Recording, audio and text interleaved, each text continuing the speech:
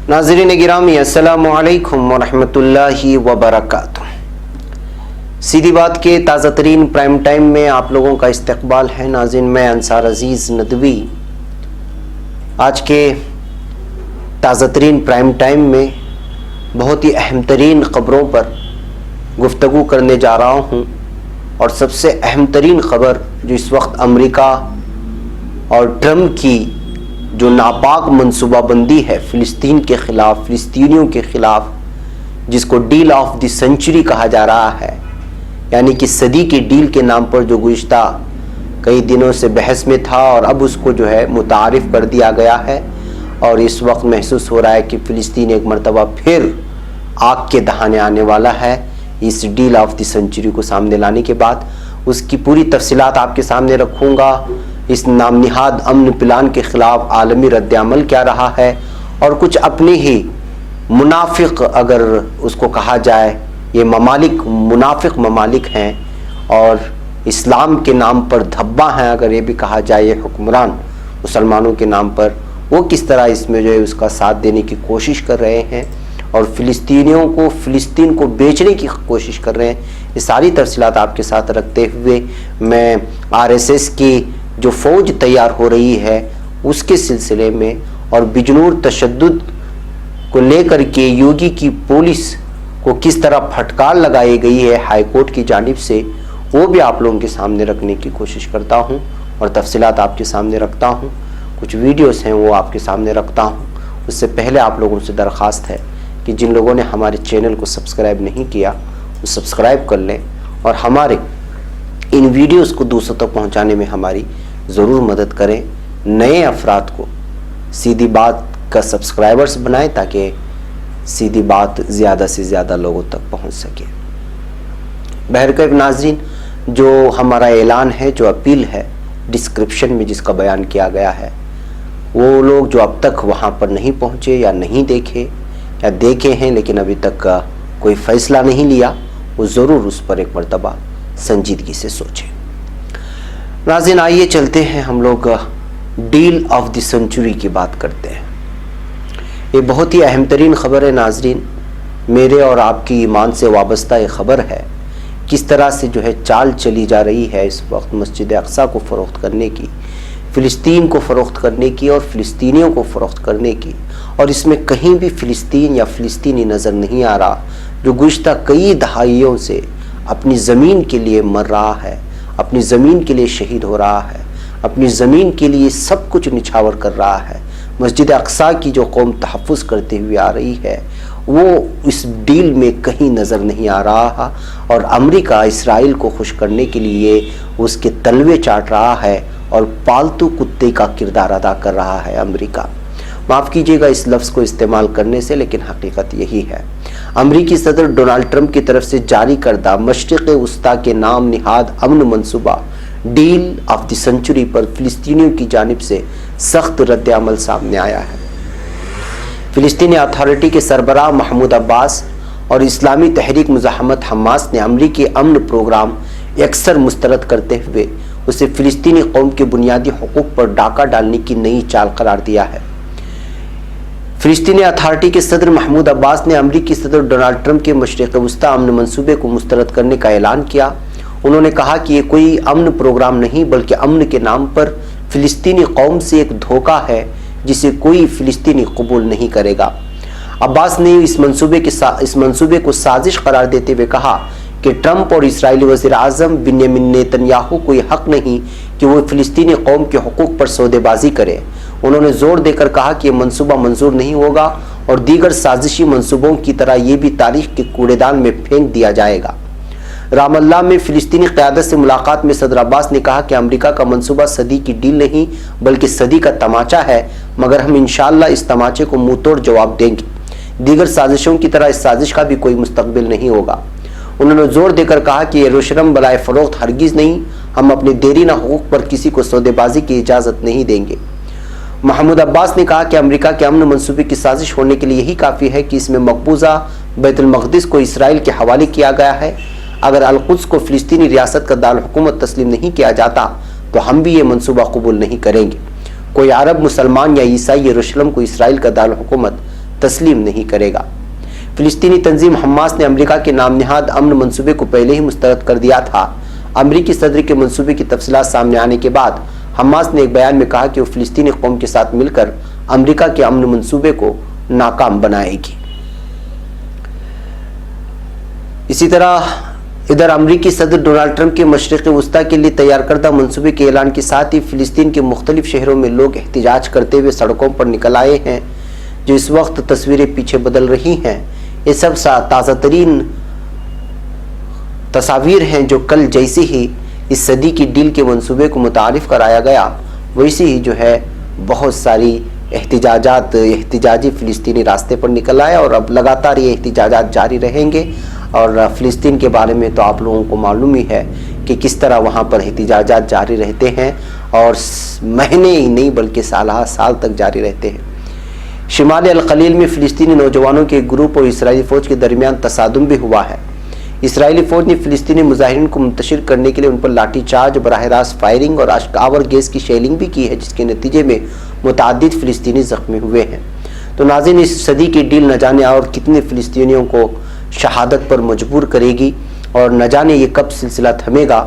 لیکن ٹرمپ نے، جو کہ ایک اسرائیل کا کتا جس کو کہا جاتا ہے، اور عام طور پر جو اس نام سے اس کو یاد کیا جاتا ہے، سوشل میڈیا میں اسی نام سے اس کو باور کرایا جاتا ہے، فلسطین کے اکثر سوشل میڈیا میں الگ الگ ناموں سے اس کو پکارا جاتا ہے، امریکہ کے نام سے کبھی ٹرمپ کو لے کر کے جتنے بھی صدور آئے ہیں، ظاہر سی بات ہے کہ ان کی تاریخ رہی ہے کہ وہ ہمیشہ اسرائیل کے سامنے گھٹنے ٹیکتے ہوئے نظر آ رہے ہیں۔ یہی وجہ ہے کہ اب جب یہ پلان متعارف کر دیا گیا ہے، جس میں کہیں بھی فلسطین نظر نہیں آتا، اور مسجد اقصیٰ کو اسرائیل کے حوالے کرنے کی بات کہی گئی ہے، اور اس میں وہ بستیاں جس بستیوں پر یہودی قبضہ کر چکے ہیں اس کو بھی اسرائیل کے حوالے کیے جانے کی ساری چیزیں اس منصوبے میں شامل کی گئی ہیں، جس کو اکثر مسترد کر دیا گیا ہے فلسطینیوں کی جانب سے۔ آئیے عالمی سطح پر اس پر کیا رد عمل ہوا ہے اس کو دیکھتے ہیں۔ سب سے پہلے اردن نے فلسطین کے حصے بکھرے کرنے پر مبنی اس پلان کی مخالفت کی۔ اردن وزارت خارجہ کی طرف سے جاری کیے گئے بیان میں کہا گیا ہے کہ مسئلے کا واحد حل مشرقی بیت المقدس کے دارالحکومت والی فلسطینی حکومت کے قیام کی بنیاد پر مبنی دو حکومتی حل ہے۔ ایران نے بھی امریکہ کے صدر ٹرمپ کے بیان کے خلاف رد عمل کا اظہار کیا ہے۔ ایران کے صدارتی مشیر حسام الدین آشنا نے کہا کہ یہ پلان دھونس اور پابندیوں کا پلان ہے۔ آشنا نے کہا کہ یہ 7 سالہ توہین ہے جس کا مقدر ناکامی ہے۔ امریکی ڈیموکریٹ سینیٹر کرس مرفی نے پلان کو نام نہاد امن پلان قرار دیا ہے۔ مرفی نے وارننگ دی ہے کہ پلان کا مقصد فلسطین کے حصے بکھرے کرنا ہے، اور یہ پلان امن مرحلے کو 20 سال پیچھے لے جائے گا۔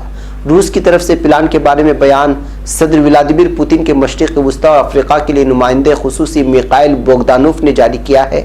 بوگدانوف نے کہا کہ ہم پلان کا بغور جائزہ لیں گے۔ امریکہ کی اس نام نہاد پلان کے بارے میں فیصلہ امریکہ نہیں بلکہ محارب فریق کریں گے، یعنی فلسطینی اور اسرائیل کریں گے۔ جرمنی کے وزیر خارجہ ہائیکو ماس نے بھی ٹرمپ کے نام نہاد مشرق وسطیٰ امن پلان پر تنقید کی ہے۔ بہرکیف ناظرین، یہاں پر ایک بات صاف طور پہ نکل کر کے آ رہی ہے، بلکہ کچھ مسلم ممالک کے بارے میں کہ مصر اور UAE اور سعودی عرب کا بھی نام اس میں شامل کیا گیا ہے۔ اس کے علاوہ کچھ اور 2-3 ممالک ہیں جو اس وقت جو ہے پوری طرح سے اس صدی کی ڈیل میں امریکہ کی حمایت کر رہے ہیں۔ اس سے یہ بات صاف طور پر واضح ہو جاتی ہے کہ مسلم ممالک اس وقت منافقت پر اتر آئے ہیں، جبکہ رشیا، ترکی اور دیگر ایسے بہت سارے ممالک ہیں، اور پاکستان نے تو پہلے یہ واضح کر دیا ہے کہ سب سے پہلے فلسطین کی بات ہوگی اور اس کے بعد کسی منصوبہ پر بات کی جائے گی۔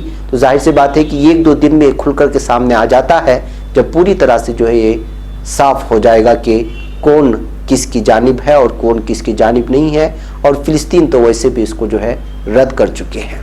اس کے علاوہ ناظرین، ترکی کے صدر رجب طیب ایردوغان نے امریکہ کے صدر ڈونلڈ ٹرمپ کے اعلان کردہ نام نہاد امن پلان کے بارے میں بات کرتے ہوئے کہا ہے کہ بیت المقدس مسلمانوں کا مقدس مقام ہے، اسے اسرائیل کے حوالے کرنے کا پلان ہرگز قبول نہیں کیا جا سکتا۔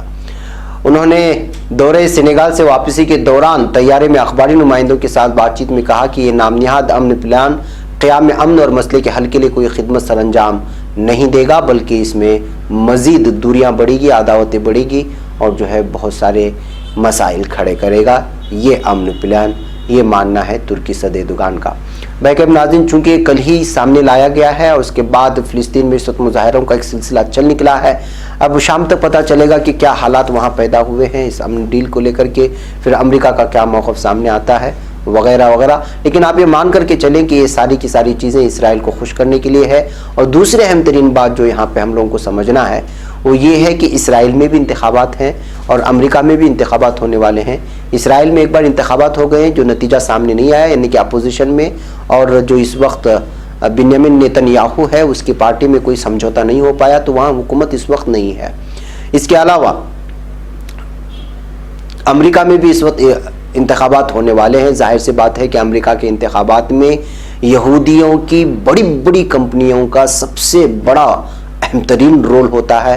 ایسے حالات میں ظاہر سی بات ہے کہ دوبارہ سے ٹرمپ کو انتخاب میں حصہ لے کر کے جیت حاصل کرنے کے لیے فنڈنگ کی بھی ضرورت ہوگی اور ان کے سپورٹ کی بھی ضرورت ہوگی۔ ایسے حالات میں اسرائیل کو خوش کرنے کے لیے اور خود کی سیٹ کو مضبوط کرنے کے لیے یہ صدی کا ڈیل جو اس وقت جو ہے لایا ہوا ہے وہ اسی وجہ سے متعارف کرایا گیا ہے تاکہ اسرائیل کو خوش کر سکے۔ دوسری کہ نیتن یاہو کا اس صدی کی ڈیل سے یہ ثابت کرنا ہے کہ جو اگلے الیکشن ہونے والے ہیں 1-1.5 ماہ میں، اس میں اسرائیلی اپنی یہودی ظالم قوم کو یہ دکھائے کہ بھائی میں نے یہ ڈیل کر لی ہے، آپ مجھے منتخب کریں۔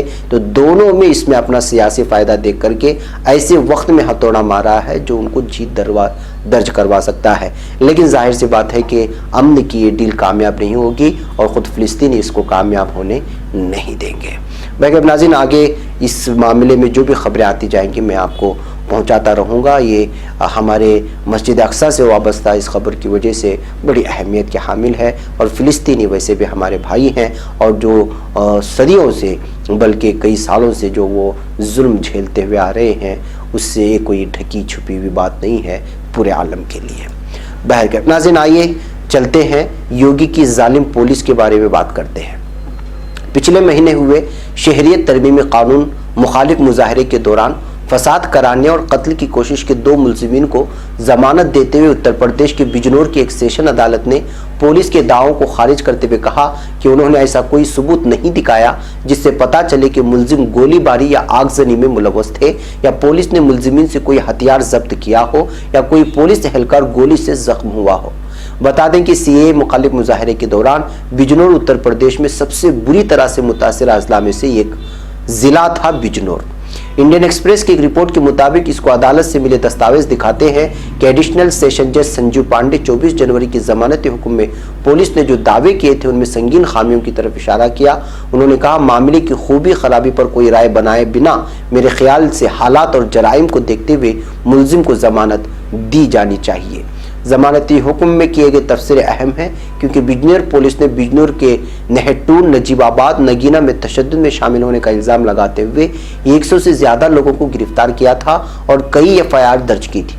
پولیس نے یہ بھی مانا تھا کہ UPSC کی تیاری کرنے والے 20 سالہ محمد سلیمان کو ان کے کانسٹیبل موہت کمار نے اپنی دفاع میں گولی ماری تھی۔ حالانکہ سلیمان کے پاس سے کوئی ہتھیار برآمد نہیں ہوا تھا۔ اس معاملے میں سلیمان کی فیملی نے 6 پولیس اہلکاروں کے خلاف FIR درج کرائی ہے۔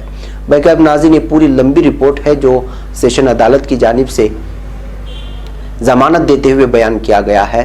تو ایسے حالات میں یہ بات صاف طور پر اس وقت عدالت بھی ماننے کو آئی ہے کہ وہاں پر بالخصوص مسلمانوں کو نشانہ بنا کر، ان کے نوجوانوں کو نشانہ بنا کر گولی باری کی گئی تھی اور قتل عام کی کوشش کی گئی تھی ظالم یوگی پولیس کے خلاف۔ ایسے حالات میں جب ان کے پاس کوئی دلائل نہیں ہے گولی باری کی اور شوٹنگ کی، تو ایسے میں معاملہ مزید سنگین ہو جاتا ہے۔ ایسے حالات میں وہ تنظیمیں مسلمانوں کی تئیں عدالت میں رجوع ہوتی ہیں، مقدمے درج کرواتی ہیں، ان کو چاہیے کہ اس معاملات کو سنجیدگی سے لے اور دوبارہ جو ہے بہت ٹھوس جو ہے مقدمے درج کروائیں اور شکایتیں درج کروائیں پولیس اہلکار کے خلاف جو اس طرح کی ظلم و ستم میں شامل ہوئے ہیں۔ ناظرین، آئیے ایک اور خبر کی جانب لے چلتا ہوں آپ کو، اور وہ ہے فوج میں پولرائزیشن کی تیاری مکمل ہو گئی ہے اور بلند شہر میں RSS کا پہلا فوجی اسکول بن کر کے تیار ہو گیا ہے۔ ناظرین، ایک اہم ترین خبر جو میں آپ کو پہنچا رہا ہوں اس کو بغور سننا۔ RSS اتر پردیش کے بلند شہر میں اپنا پہلا فوجی اسکول کھولنے جا رہا ہے۔ اس اسکول کو رجو بھیا سینک ودیا مندر کے نام سے جانا جائے گا اور یہ اپنی طرح کا پہلا اسکول ہوگا جسے RSS کے ذریعے چلایا جائے گا۔ آئندہ اپریل میں کھلنے والے اس اسکول میں داخلہ لینے کے لیے داخلہ امتحان ہوگا اور اس کا رجسٹریشن بھی شروع ہو گیا ہے۔ قابل ذکر ہے کہ رجو بھیا RSS کے سابق سربراہ تھے۔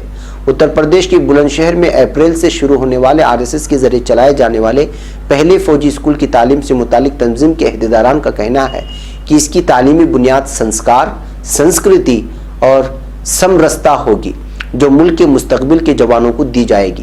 RSS کے ایک سینئر افسر نے کہا کہ ہم چاہتے ہیں کہ ڈیفنس فورس میں شامل ہونے کے خواہش مند لوگوں کو مناسب تہذیب، کلچر اور بھائی چارے کی تعلیم ملے، جس سے ہماری ڈیفنس فورس آئندہ سالوں میں زیادہ مضبوط ہوں۔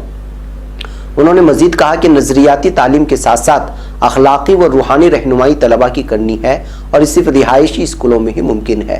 RSS کارکن طلباء کو اخلاقی اور روحانی رہنمائی فراہم کریں گے جو انہیں مسلح افواج کے کیریئر میں ڈٹ کر مقابلہ کرنے میں مدد دے گا۔ یہ پوچھے جانے پر کہ اخلاقی اور روحانی رہنمائی ہندوتوا کے سبق پر مبنی ہوگا تو کارکن نے کہا کہ ہماری توجہ وطن پرستی پر مرکوز ہے اور اگر کوئی اسے ہندوتوا کے ساتھ موازنہ کرنا چاہتا ہے تو یہ اس کا مسئلہ ہے۔ RSS کے ذریعے چلنے والے فوجی اسکول میں جنگ میں شہید ہوئے لوگوں کے بچوں کے لیے 8 سیٹیں ریزرو کی گئی ہے۔ شہیدوں کے اہل خانہ کے لیے عمر میں بھی چھوٹ فراہم کی گئی ہے۔ اسکول میں اور کسی طرح کا ریزرویشن نہیں ہے اور یہ اسکول CBSE نصاب چلائے گا۔ اسکول نے اساتذہ اور دیگر اسٹاف کی بحالی کا عمل بھی شروع کر دیا ہے جو فروری کے آخر تک پورا ہو جائے گا۔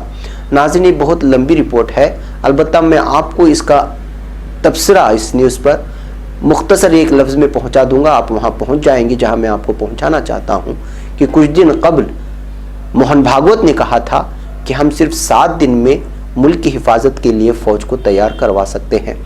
اب یہاں روحانی تعلیم، سنسکرت اور جو چیزیں یہاں پہ پڑھائی جائیں گی، یعنی کہ آئندہ جس نوجوانوں کو بارڈر پر بھیجا جائے گا وہ کس ذہنیت کے حامل شخص ہوں گے اور کس ذہنیت کے حامل فوجی ہوں گے، وہ اس پوری رپورٹ سے ہم لوگوں کے سامنے آ جائے گا۔ اس بات سے آپ اندازہ لگا سکتے ہیں کہ پورے 100 سالوں سے کس طرح کی تیاری ہو رہی ہے اور کس طرح کا منصوبہ چل رہا ہے اور اس منصوبے پر پوری طرح سے عمل بھی کیا جا رہا ہے مختلف شعبوں میں۔ اب ایک اور شعبہ باقی رہ گیا تھا فوج کا، اس شعبے کو بھی بھرپائی کرنے کی کوشش کی جا رہی ہے۔